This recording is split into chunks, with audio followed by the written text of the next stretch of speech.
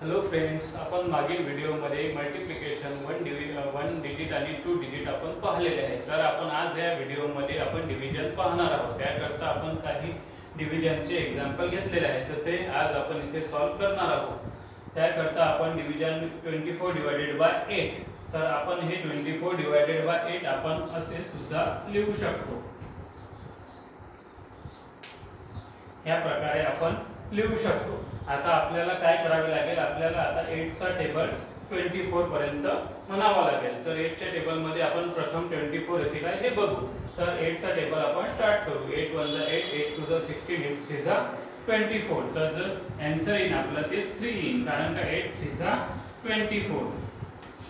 आणि मग आता याच्यात आपण करू सबट्रॅक्ट. 24 सबट्रॅक्ट 24, तर आपले आन्सर येईल 0. तर हे 8 ने 24 ला आपण कंप्लीट डिवाइड केलं आहे, तर आपला आन्सर आला आहे 3. त्याचप्रमाणे आपण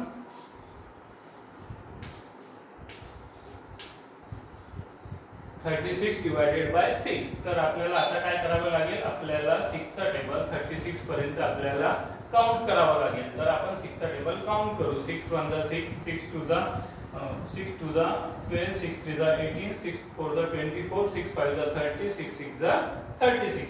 तर 6 6 जा आपण 36. तर आपला आन्सर इथे 6 आन्सर आलेला आहे. आपण ते वर लिहायचं आणि त्यामधून मायनस केले 36 आलं, रिमाइंडर राहिला 0.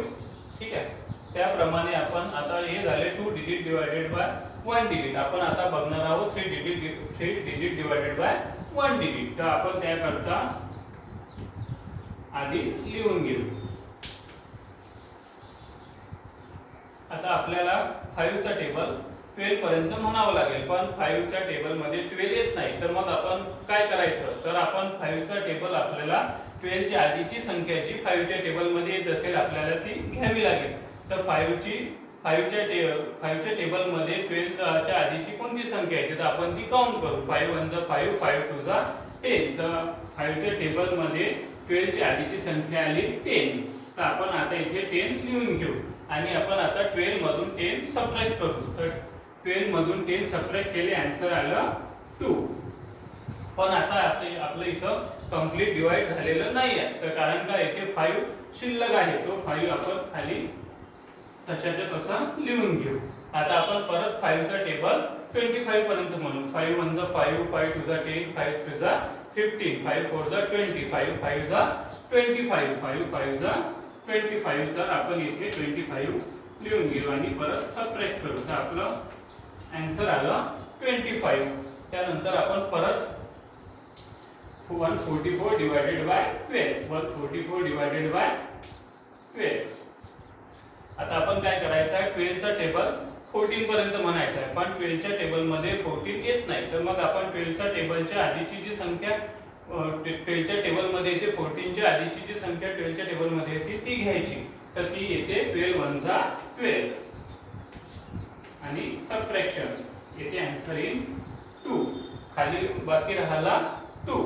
मग आता आपण काय करायचं, हा वरचा जो 4 आहे हा जसाच्या तसा येथे खाली घ्यायचा आणि आपण काय करायचं, परत 12 चा टेबल 24 पर्यंत काउंट करायचा. 12 चा टेबल 24 पर्यंत काउंट केला. 12 2 जा 24 आणि परत सबट्रॅक्शन आणि खाली राहिले बाकी राहिले 0 आणि आपला आन्सर आला 12. तर अशा प्रकारे आपण इथे काही डिव्हिजनचे प्रॉब्लेम सॉल्व केलेले आहेत. तर तुम्ही अशा प्रकारे आणखी सुद्धा प्रॉब्लेम सॉल्व करू शकता. आणि तुम्हाला जर हा व्हिडिओ आवडला असेल तर तुम्ही व्हिडिओला लाईक आणि शेअर आणि माझ्या चॅनलला सबस्क्राईब करू शकता.